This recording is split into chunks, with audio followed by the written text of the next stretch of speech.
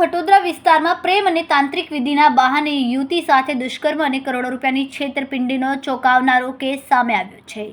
ખટોદરા પોલીસે મુખ્ય આરોપી ઉદય હેમંત નવસારીવાલાની અટકાયત કરી છે।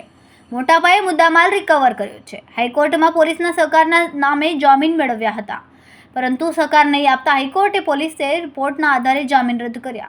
વર્ષ 2024માં આરોપી ઉદય હેમંત નવસારીવાલા વિરુદ્ધ તેની જ પ્રેમિકાએ ખટોદરા પોલીસ મથકમાં ફરિયાદ નોંધાવી હતી। ઉદયે પૂર્વ ઓળખનો લાભ લઈને 40 વર્ષીય પરિણીતાને પ્રેમજાળમાં ફસાવી પોતે પરિણીત હોવા છતાં પણ લગ્નની લાલચ આપીને તેની સાથે શારીરિક સંબંધ બાંધ્યા હતા। બંને છૂટાછેડા થઈને લગ્ન કરી લેશે તેવી વાતો કરી હતી। પીડિતાએ પોતાના પતિથી છૂટાછેડા પણ લઈ લીધા। જોકે પીડિતાને લગ્નની લાલચ આપીને પોતાની સારવાર અને તાંત્રિક વિધિના બહાને પરિણીતા પાસેથી રોકડ અને દાગીના મળીને કુલ 2 કરોડ પડાવ્યા હતા। ખટોદરા પોલીસ સ્ટેશનમાં મુખ્ય આરોપી ઉદય હેમંત નવસારીવાલા સહિત તેના મિત્ર વિતરાગ શાહ, માલિક સ્નેહલ દલાલ અને કેતુલ દલાલ સામે દુષ્કર્મ અને છેતરપિંડીનો ગુનો નોંધાયો હતો।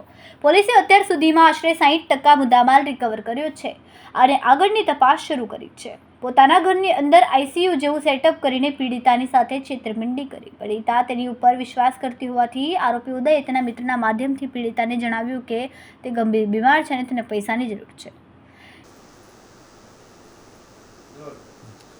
खटोदरा पुलिस स्टेशन में 2024 में एक एफआईआर दर्ज हुआ था, जिसमें भोग बन्नार है वो एक शादीशुदा महिला थी।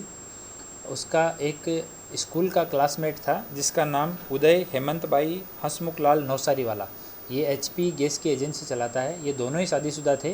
ये उदय ने भोग बन्नार को अपने प्रेम जाल में फंसाया और साथ में उससे मित्रता बढ़ाई, मित्रता को प्यार में बदला और भोग बन्नार का सबसे पहले डिवोर्स करवाया कि हम दोनों साथ में रहेंगे, मैं अपनी पत्नी को डिवोर्स दूंगा, तुम अपने पति को डिवोर्स दे दो। ऐसा करके भोग बन्नार का उसने तलाक करवाया। फिर अपनी पत्नी को उसने डिवोर्स देने से ना बोल दिया, लेकिन भोग बन्नार को वो मिसगाइड करता रहा कि मैं अपनी पत्नी के साथ मैंने डिवोर्स फाइल कर दिया है। डिवोर्स के नकली कागज़ भी उसने बार बार उसको व्हाट्सअप किए कि मैंने नोटिस दे दिया है, हमारा डिवोर्स का मैटर चल रहा है, इस तरह से। और भोग बन्नार के पास जितनी प्रॉपर्टी थी उससे करीब 1 किलो सोना, डायमंड की ज्वेलरी, 20 किलो जितना चांदी और कुछ केस, ये सब इन लोगों ने, ये उदय और एक इसका दोस्त है वितराग करके, ये दोनों ने मिलके और भोग बन्नार को अलग अलग वहम में रख के वो सारा पैसा और ज्वेलरी उससे ले लिया। एक बार इन्होंने अपने घर पे आईसीयू जैसा सेटअप किया और उसका वीडियो और फ़ोटो भोग बन्नार को भेजा। उसको बताया कि मैं आईसीयू में एडमिट हूँ, मेरे ब्रेन स्ट्रोक आ गया और मुझे पैसे की ज़रूरत है। और हर 3-4 दिन के बाद में वो पैसा एक्सटॉर्ट करते रहे। ये लोग, ये जो वितराग है इसका फ्रेंड है उदय का जो फ्रेंड है वितराग, वो मुंबई गया स्पेसिफिकली और मुंबई के एक नामी हॉस्पिटल के सामने जाके अपना लोकेशन भोग बन्नार को भेजा कि अभी उदय को वहाँ शिफ्ट कर दिया गया है और तुम्हारा प्रेमी जो उदय है उसकी जान चली जाएगी, तुम और पैसा दो। तो उसके पास जो भी अपने कान की, हाथ की जो ज्वेलरी बची हुई थी वो भी दे दिया। थोड़े दिन बाद इन्होंने फिर से भोग बन्नार को कि अभी मैं ठीक हो गया हूँ और अभी हम दोनों पति पत्नी तरीके हमें साथ में कहीं शिफ्ट होना है, तो हम अडाजन में एक फ़्लैट देखते हैं। वो फ्लैट 40 लाख का है, अभी 40 लाख में मिल रहा है। फ्लैट की वैल्यू 2 करोड़ है। सामने वाली पार्टी जो है वो फाइनेंशियल स्ट्रेस में है, उसको इमीडिएटली बेचना है। इस तरह की गुमराह करने वाली बातें करके और भोग बन्नार के पास जितना पैसा था सब कुछ उन्होंने ले लिया। एक तांत्रिक को भी बीच में इन्होंने बुलाया और तांत्रिक को बुला के भी कि इसके ऊपर काला जादू है उदय के ऊपर, वो भी दूर करवाना है। ये सब भी बातें इन्होंने की। लास्ट में ऐसी स्थिति आ गई कि भोग बन्नार के पास कुछ नहीं बचा। जब तक उसके पास पैसा था उस लोगों ने उनको उस तरह से राउंड अप कर लिया कि फ़ोन, मैसेज, मिलना, किसी और आदमी से टच भी नहीं होने देते। ये पूरे टाइम उसके चारों तरफ घेरा जैसा बना के रखते थे। फाइनली भोग बन्नार हमारे संपर्क में आए तो गुनाह दाखिल किया गया। रेप और चीटिंग की वेरियस जो कलम है उनके तहत, फॉर्जरी के, क्योंकि उन्होंने बहुत सारे फोर्स डॉक्यूमेंट बनाए थे, उसके तहत एफआईआर की गई।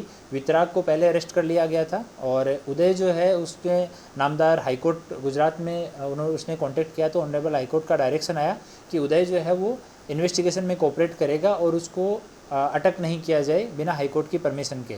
लेकिन बाद में भी उदय इन्वेस्टिगेशन के लिए हाजिर नहीं हुआ। हमने नामदार हाईकोर्ट को भी रिपोर्ट किया तो उसका सब जगह से बेल जो है वो कैंसिल हो गया। अभी वो कल पुलिस स्टेशन में एक एडवोकेट के साथ में हाजिर हुआ है, उसका इंट्रोगेशन अभी चल रहा है।